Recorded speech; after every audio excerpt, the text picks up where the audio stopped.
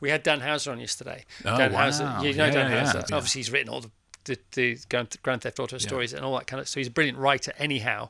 So he's written his first novel. It's set in the near future, 2041. Okay. 5 years after AI 3. So I'm saying clearly, Dan, you have an opinion about AI now, and chapter and verse of why no need to worry about it this time round. AI is going to eventually eat itself. Right. Because as far as I understand it, which is really superficial understanding, the models scour the internet for information, but the internet's going to get more and more full of information made by the models. So it's sort of like when we fed cows with cows and got mad cow disease. Yeah. I can't see how Mad information disease. I can't see how the information will get better if there's not. They're already running out of data. That's what it feels like. And the other thing it really seems to be promoting, and people listening to this will really buy this, because I know a lot of Virgin listeners go to gigs, and it is really, really promoting human interaction. Like, people are really, really seeking out, going out with other people, seeing things. Look at Oasis last year. Oasis, you could write an Oasis album with AI probably, but you can't have 90,000 people singing along, sharing their childhoods with AI. You can't do it. And so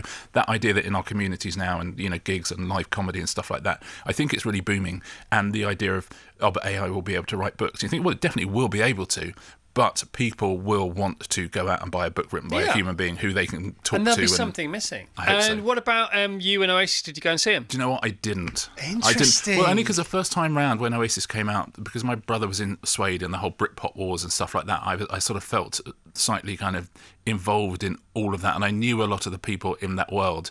And it's not for me. I'll always go and see a comedy gig before I'll see a music gig, and I love Oasis, and I think they're they are a brilliant band, but every single person on the train wearing merch in this world of AI, you think everyone wants to be part of something real and true, and that was the great thing about Oasis in the 90s. Here's me.